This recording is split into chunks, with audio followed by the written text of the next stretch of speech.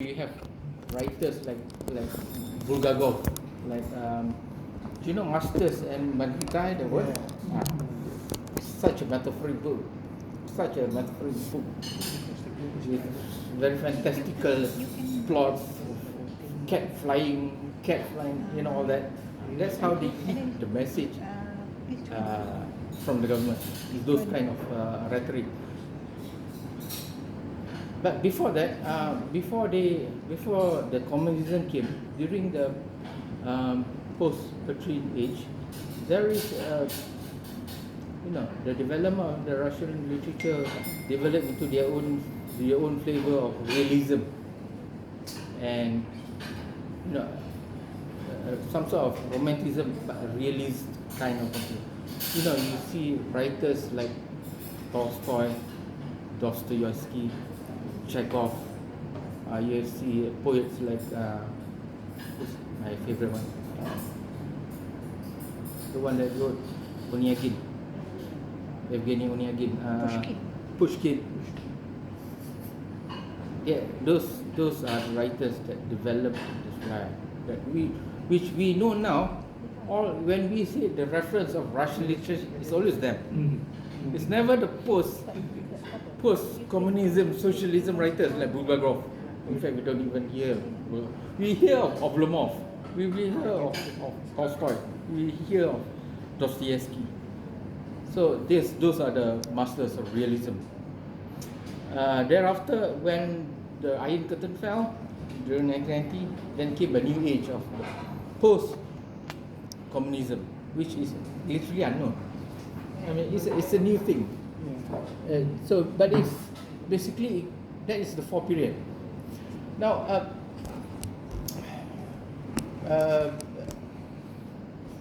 Shorthanded Sin was born in 1914. In fact, he was born on the day of First World War started, and he was a brilliant mathematician. In fact, he studied mathematics and physics, but in fact he lectured on the subject, but he always wanted to be creative. He wanted always to be a writer. So he took his own, with his own money, he took course to be a writer, to study writing and to be a writer. During the Second World War, because he was good in mathematics, they put him in artillery squadron. Usually when you are a good mathematician, you're put in artillery squadron because you can calculate targets, miles. It's always like that. So he raced quite fairly fast in the artillery, and he was quite. One thing about Shorthanded Sin is he was vocal, and he was not shy in pointing out injustice. That's because he gets into trouble on either side of the curtain because of that. But that's him. That's in his blood. So during the end of Second World War, even in about the last few months of the Second World War, he was caught by the Soviet because he was one of his letters that was criticizing Stalin. Stalin was a powerful person. Criticizing Stalin's way of governing, got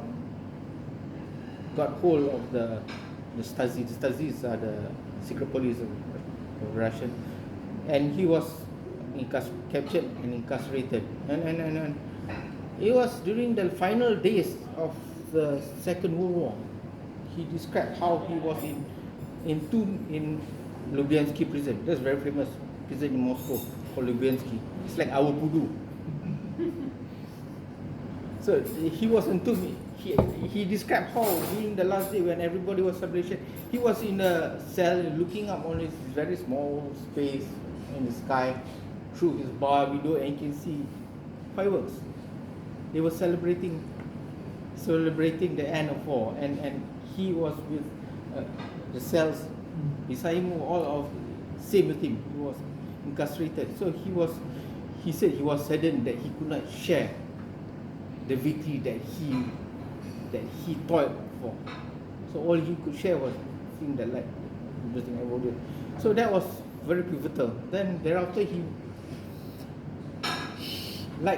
was considered a political prisoner. Therefore, he was put into a sort of a gulag, but still not the tragic kind of gulag, but nonetheless it's a gulag. So he was incarcerated in Azerbaijan, the furthest boundary you can get. But the thing about gulags, which are labor camps, they are not concentration camps, because you don't go there to die. They won't kill you. Gulags are essentially government instruments, because gulag are free labours. Considered to the economic of Russia is free labour, because at that point, the communist system, they abhor capitalism. So because of that, they know nothing about profits, revenues, and they know nothing about salaries and what. So in order to keep abreast with this capitalistic period nations economically, they have to resort to the use of labourers. So the prisoners were used extensively to build roads, to build buildings, to build infrastructures, to build power plants. If you read the book, he was found to do. So the problem with that is all the buildings of the communist period were below standard. None of them. That's why you know that Russian things are like, you always say that the cars are like below standard, the tanks are below standard, because they were forced to be fabricated by these people. But nonetheless, it was an important instrument to Stalin.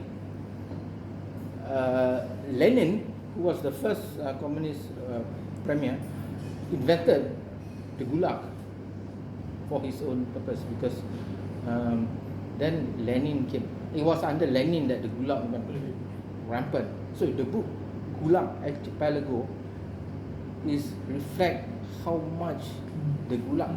He imagined the gulags are like islands, and the islands are grouped like an archipelago. So that's the meaning of the book, Gulag Archipelago, because there are so many of them littered, and they are littered all around, not in the big cities. The most severest climate you can, they put one there for you. But okay, he was in Kazakhstan for 8 years, about 8 years. Then after the 9th years, he was released, but because he was a political prisoner, he did not go back straight away. So he was exiled for another 3 years in the same place. So he could not go back, but the wife could come there. So that's how it is with all gulag prisoners, because they still need your labor. That's one thing about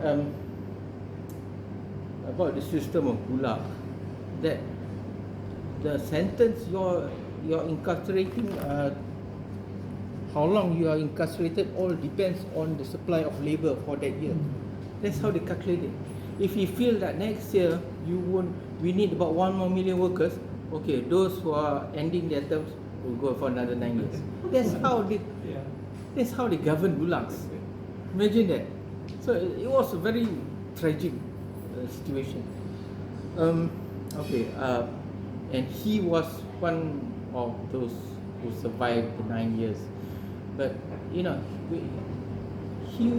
in an interview before he died, he said about the book, that what inspired him to write the book.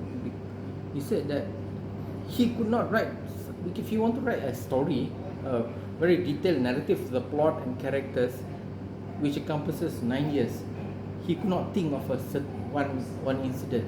So the only thing he could do was to compress it into 1 day. Compress it 1 day, one single day, to represent the 3,650 days. The last word. 3,650 days. So he had the idea of writing the book in the gulag. I think he had 7 years before he was published in 1966 or 63. He already had the idea in mind. So the book was historic in a sense that it was the first book ever allowed to be published by Nikita Khrushchev, because Khrushchev needed the book to be out because Khrushchev was an anti-Stalin. He hates Stalin. So anything that will say anything about the Gulag or Stalin, against Stalin, he will do it. So he decided to publish the book, but with heavily censored. There are a lot of the things, if you actually read the book, is actually, to me, it's not violent at all. You don't see blood, you don't see gore, you don't even see death. There's no description of death. You see, even the title, "The Life of," it's not the death of. So that's the meaning of. There's no reference to the gory part of communism, but there are reference of the misuse of treatment of people by Stalin. So Stalin played a very pivotal role in the narrative of the book. We don't see his name there, but everything was brainchild was inspired by Stalin, and the writer wants you to know that. Okay. We'll go through the questions. Most of the question will have, and I will continue on giving you the nuance of the book while we answer the question. So there's some sort of guidance. Okay. Firstly, the first question for those who have read, what is your overall opinion of the book? What do you think? Do you think it was too simplistic? Was it too short? Was it too not enough goriness? Was it? What do you think of it? Do you have anybody else? I thought it was quite uplifting, quite inspirational, quite gives you the good insight into the spirit of the human being. What? Things work in very difficult situations and still maintain your humanity. That's interesting, because one of the central themes is humanity. You know, this book is one thing also complex about this book. This book shows short, 150 pages, but there are so many layers of themes. Theme of humanity, theme about hardship, hunger, the cold, oppression. You can pick and choose, and that is a theme. So in that sense, yes, it's one of the themes. Yeah. If you noticed, regarding the book, the message of the book, the intent of the book is actually in the title itself. I mean, because the name of the title that he put is that One Day in the Life of Ivan Denisovich Shukov. But Shukov was his patrimonial name. So Russian always have three names. One is the mother, one is the father, one is his name. So there's always three names. So if the name Ivan Denisovich is a very common name in Russia. In fact, it doesn't imply anything. But what is interesting is the name Shukov. Shukov is actually the name of Rifle. It's a broadcasting tower, the tallest broadcasting tower in Moscow. It's like the BBC tower. Oh, I thought the rifle. The rifle is Kalashnikov. Basically, it's a name of a broadcasting tower. Therefore, you can see the intent. He wanted to broadcast. He wanted to tell the world that this is what's happening in Gulag. Yeah. No, I suppose when you look at the book, particularly at the time when it was first published, right, the world had already come to terms with the horrors of the Nazi concentration camps, right?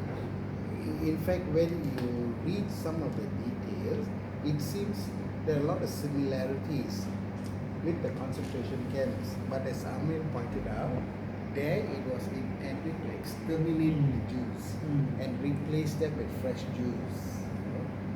Here was a system almost applying the same concepts, but actually to put them to serve the state's objectives. So, and I think that when the book was published, the Cold War was in full flight. Yes. Right, so that is why I think the West celebrated him and made him famous when the translations came out, the English translation. Because I think it was already published in a literary magazine. Yes. So then, so he was celebrated, right? And now you're making a comment about the post-communist writers. Yes. Actually, I don't even know of any, because there's nothing to celebrate anymore, right? Because the Cold War had already ended. Of course, now it's starting again in a new form, right? It's against Putin and his regime. But that original capitalism versus communism narrative, that basically is finished with the fall of the Berlin Wall. That's good. No. Carry on. I mean, I read this many years ago, and now going through the PDF is a bit of a chore, but I looked at it in a very different way. That the whole book is on survival, and the 10 characters that come in the book, to me, are telling you different forms of how to survive. Say, from the Baptist, who believes there's an Almighty, to the guy, I can't remember many of the names, but the guy who rules and the other guy for the cigarette, that means is willing to go way, way below, And so, to me, all those characters can be just one person also, which means that you can take your choice when push comes to shove. Right? Actually, there's no shame in doing whatever you have to do to survive. That's how I look at the book. And then, because I've read also Indian classics, you see, in Indian classics, like I'm sure most of you heard about Ramayana. You see, Ravana has got 10 heads, you see, and people just assume that, but actually, what the 10 heads is a different kind of behavior. And so you can take these 10 characters and put it into Ravana's 10 heads, from the spirituality to the sea. So the 10 heads is not the 10 heads of strength, or people read really in depth, you find that it tells you the different forms of a human being, written. So I looked at it in that. When I like, another aspect, there's some very subtle jokes in the book, like the cat in the clinic is supposed to, the duty is supposed to catch mice, the way he writes it like that, just one sentence, but makes you think, Is he talking about the cat in the clinic, or is he talking about, an authoritative power, that the job should be to go and catch mice, you see? I looked at it and I said, I never expected to, the humor part of it, but I like that kind of, then the other one is, when you're warm when you cannot know the feelings of a freezing, and when you're warm inside, you wouldn't know the feeling of the man inside. So I thought it brought out some of the subtleties in the book. The person who is warm couldn't understand somebody who is cold. That's very powerful thing. Yeah. See? And the way he eats the fish. When he says, because your food is very scarce and you've got to eat everything. And in the way that he describes that how you eat an eye of the fish, sometimes you can eat it, sometimes you don't, So these are little things that come out from the book that hits you or hit me. So I was quite impressed. It's just all in the life of one day. One day. Right? To me, it was one day. It's more like somebody have to wear different hats, to be able to get through in a place like this particular labor camp. That's my take on the matter. That's very interesting. That's how it is. Because, Dr. Chua once said that the shorter the book, the more it is pregnant with points. It's packed. Nothing is wasteful. No words are wasteful. Yes. That's what Dr. Chua, remember she said Yes, that. That's quite interesting. Anybody have any thoughts regarding book? John, no. Actually, there's a business book also where it's called the Yellow Hat or something, where you wear different hats at different times. Albert Di Bono's six hats. Yes. 7 hats. Yes. Exactly. I also thought about that. I thought of Albert Di Bono because I've met him personally. Really? Yeah. He came for some seminar and lateral thinking. Right. You That's it. know, you don't drill this way, you drill this way, those kind of things. The See, link. maybe that influences when you read books. Oh. You don't read it this way. I very enjoyed Dr. Chua's last week because he gave a very different perspective. And then also when this book also, you ask yourself, is there something else he's trying to tell you? It's not this story, there's Yes, something yes. else. I have to Exactly. fight it, I have to fight it. Even it's in the title. It's like now I get it from you. It's It's in the amazing. title. I never thought about that. It's amazing. It's okay. You know, just now when you're talking about whether to eat the fish eyeball or not, right? So my first instinct when I came across that part, I'm sure because food is so scarce, Yeah. they It's good probably eat it. eat everything, Then I remembered that scene from Papillon. Ah. The cockroach. cockroach. They were scrambling all over the cell just to catch the cockroach, and that was his first Big protein after so long. Yeah. Okay. Let's. Okay. Can I just... Yes. Just now you were talking about... What is your overall opinion of the book? no, actually not my overall opinion of the book. We were talking about just now about at that point of time, the Russian classic is trying to show the regime. You say just now? This book is trying to show that The intent of the writer. No, I mean the government's The Gulag is an instrument of the government to. yeah.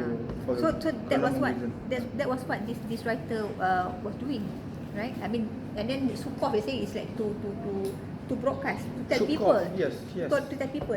So for this Crime and Punishment, Dostoevsky, that was in which period? If you can recall. I haven't read that. Tolstoy is Dostoevsky. Dostoevsky. 1860 something. He was, So during that period, what communism was wasn't there yet. no. So it was talking about whatever. Yeah. That's what I'm saying. Yeah.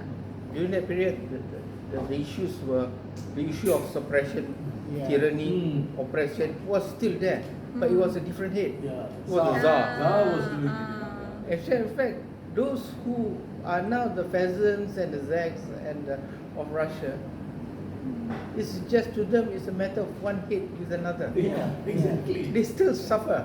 Yeah, made no difference to their Yeah. lives. Isn't it quite true also some political scenes? You have different politicians Yeah. coming to power. Ah. People on the floor still live the same, In that regard, okay, we'll come back to that, the politics, because I got an idea. We'll come back to it. Now the second question. We are familiar with Sukov. Sukov is the main, is the main protagonist, the character, the book. So, the question is, illuminate some of the examples of how Sukov mentally and psychologically endured each day of his incarceration in the Gulag. In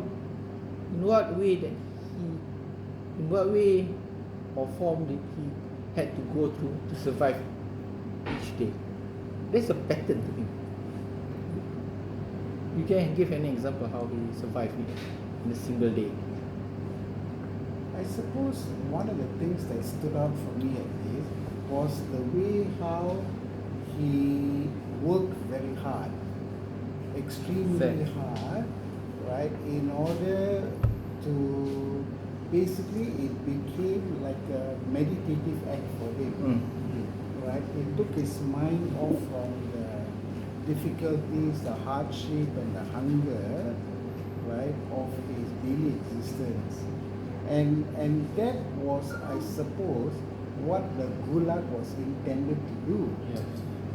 To make all the citizens work hard for the goal of the state, But here he worked hard for his own survival. He didn't care about anything else. True. And he was particularly, he worked hard for his own satisfaction. When he saw the wall, Yeah. he knew he wanted to make the undulating wall smooth, Yeah. and he was really making out his mind. So making out mind how a way of doing it. He was passionately into it. He was that is one way, yes, one way of relieving yourself of the hardship of the day. Yeah. And another thing that And staying warm. and still warm. Yeah. Yeah. Sorry? Staying warm against the bitter, harsh cold. And also, I took it that it's basically to forget about the bitterness, to get himself occupied with doing something that he likes, and that gives him the reason to go on with it. In fact, in earlier part of the book, he had no conception, he had no projection Yeah. of a day that he will be released. Yes. That time was never pictured in his mind. So he lived day to day. That's Okay, finish. No, I think the reader suffer more than mm, the reader suffer more than it. But he seems like, you know, as you said, there's a pattern that he can, you know, because the way I think he's a very good writer. He actually make us feel that it's really cold, and I felt, so I thought, yeah, I think the reader suffer more than the guy. Yeah, the reader. But when you read, you suffer. I said, so depressing. I don't know, but he seems to be okay. In the book. You can see that he's also detaching himself from everything else. yes. That was one way to really survive it, because even the letters come from home, right? And they're talking about the carpet business, Yeah. and carpentry, and I was telling myself, if I was in his position, what am I going to write back home? Same thing, right? I see the snow and I see the outside cold. So he's kind of okay. The letter comes and the wife says, and I was you talk about comedy. When you read it, I read a bit more and I said, see, money still played a big important part, because the wife is writing about how everybody is getting rich, and Yes. you can make a carpet and sell it for Carpet, yeah, I don't know, carpet. 5,000 rubles or something like that. So even though it's based in a communist era, and you're expecting that people are not materialistic, and that's what they're taught to believe, it clearly says that human beings, when you're given at that situation, they will try to be better be a carpet maker than a carpenter. Because you can make money. To make money there. So that part's all very well brought out. I think. If you read Karl Marx manifesto, Communist Manifesto, there's nothing in it that says that money is evil. He never said that. He said, nonetheless, money is still important. They say, he actually says that money is a rule for evil if somebody made it up. Okay, just to summarize what. But to him, money is still important. But capitalism is not. That's the thing. To me, he said he never said he didn't like money. So that is what, like you said, money is still important. So, but the thing is, when the wife tells him about the carpet business, he is already detached from it. Yeah. He's away. You detach yourself from reality to save yourself from suffering, at least for 1 hour, 2 hours. That's what we call escapism. You detach yourself, at least for 1 hour. You detach from reality and you detach yourself from suffering. So that's one way. Another way of he had to deal with this is how he has this certain minute routine that he sticks to, that he looks forward to. Every time he sleeps, he will spread his gherkin, his jacket is right on top. This gherkin jacket, where the arms are, that's where he puts his legs. And then he put blanket on, then he put his jacket over his face. So these are just routine, everyday routine, that small things that you concentrate on so you can forget the bigger things. So he has a routine, if you notice. I wonder, did he detach himself from suffering, or did he detach himself from reality, or did he become more engaged in reality to avoid the suffering? because it seems like he was more focused in his work and he was more deeply engaged in the current reality that he is in order to remove himself from the pain. I agree. That's an interesting question. I Yeah, agree. I don't know. I find it like, because what he did was he shortened his time span, his idea of time. Instead of focusing on the future and all that, he focused on the now. One day, yes. Yeah, one day, and then just engage in whatever work that's before you. So it's not escape really. It's like being more Immersed. deeply, more Immersion, deeply yeah. immersed in it. That's one way of. I agree with that actually. Yeah. You guys were saying anybody touching from the carpet business and all this escaping. He's not. He's very concentrated on the business, which means life and improves his life because he had a business. He made slippers for people out of rags for 1 or 2 rubles, and then he hid that and kept it carefully to buy tobacco. So he was doing the business that could get him something real. I see it think as he was didn't a run away. realist, Yeah. actually. I He agree. didn't run away from it. When It was more immersed. Okay. when John said that he's so immersed in the now, it reminds me of that book, The Power of Now, about Eckhart Tolle. It's almost the same, that you really focus, or you find a sense or find meaning to your life at that point of time. You want to do whatever, and that's what this Viktor Frankl in the Man's Search The meaning. for Meaning. That is what. You don't have to look forward to Yeah. another time. You just like focus, and then but that's how he survived anyway, remember? Use that time back. Yeah. So basically being relevant at that point of time to himself. I mean, if you look at it, these guys are all existentialists. They have an Oh. existentialist inclination. Oh. So the focus is always on. Always in the now. Yeah. How to survive? Because if you don't know your eventual future, if it is uncertain for you, why do you need to? What do you need to worry about? Why do you need to? Yeah, that's a very important Even aspect. the very last paragraph, he's just happy with having had one good day. One good day, yes. Oh. It was- Actually, that is what we That's what should we should aspire do. to do. That's why I found the book very uplifting. Yeah. I liked it very much.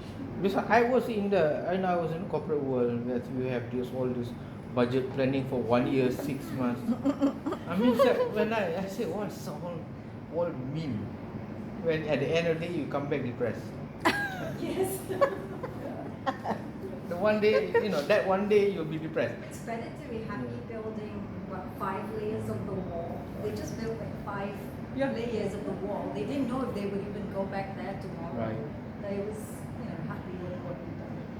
That's the At the end, rather be like, I think it also depends on your mental state. So when you're suffering, it's better to look at time as now, So you reduce your time frame. But when you're having fun, then that's the time you should actually plan for the future, lah. Because if you are too immersed in the now and you have fun, then your future will burn. But if you're suffering, you can't really think of the future, so you have to think of the now. I share. That's a good. I'm That's a going good to point. share a little story. Because my uncle was 18 years old when he was taken by the Japanese to work on their death railway. Burma. I see. Thailand. Thailand. In bridge of the river Kwai. Right. Right. So he managed to survive. He was there for almost 18 months, 2 years, I can't remember. I mean, he came back almost the size. I think he went in like me and he came out like that. Prakash is not suffering. This is not suffering. Just joking, don't take it seriously. No problem. Don't take it seriously. So he told me, you come back and tell stories about how they survived. See, and it's something like this. I mean, here it's very different because you don't see the depressing part. I mean, they work, there's no. But there people die, and you see diarrhea, you see dysentery. And so he told me exactly like something like what John was telling. They'll get together and they'll start playing games. They take this leftover bread, and then they make into like dice. Then they will play dice. And they bet cigarettes if they can get 1 or 2 cigarettes from the Japanese soldiers. You see. And interestingly, he said. So I told him, do you ever think of coming back home? He said never. You see, all I wanted to do was, I didn't want to die. That's all. So what will happen? I got no idea what's going to happen. You see, and so they concentrated on things that were relevant and there. You know, so he said that they used to dig up the mud and make all kinds of funny this, and so I think with him more than 70% of the people went high. So, you know, I went back looking for the graves and all that, but the British have not done nothing for the Asians. They've done a lot for the Australians and all that. You don't say anything for the Asians. You know. So I mean, they survived. And I said, what about food? Same thing now. Whatever they can get, you see, and you have to eat. He said, you know, whatever gets first. And then he said, you know, the fellas were sick. See, interestingly enough, when people were sick, the sick people actually donated their food to the healthy ones. You know. Some of the sick ones knew that they were not going to make it. So what's the point of me having a bowl of? I said, Mama means uncle. He said, he said you'll be surprised at how human behavior moves in that kind of environment. You know. It's a very unimaginable situation to imagine. You know, so I told him, you should come in. That's why I wish I could write like all these authors. I could write it. But his experiences were terrible. I mean, the atrocities committed by the Japanese soldiers were just. I mean, now everybody looks east and thinks great, you know. But what they did there, especially in that particular part, because he said heavily jungle infested, mosquitoes, and like him, you know, there's no way you can be called sick. If they feel that you are sick and you cannot work for more than a day or two, they just finish you off. You know, it's less of a burden. They don't take you to a clinic and keep you and try to cure you. So sorry about that. I just thought, you know, it might be interesting to know how humans survive in conditions like that. Actually, interestingly, in this book, there is no reference about major diseases that kill people. No, but if you see the Gulag Archipelago, it actually does say that people die of many things now. Yeah, because when he that's wrote a longer book. He wrote a book.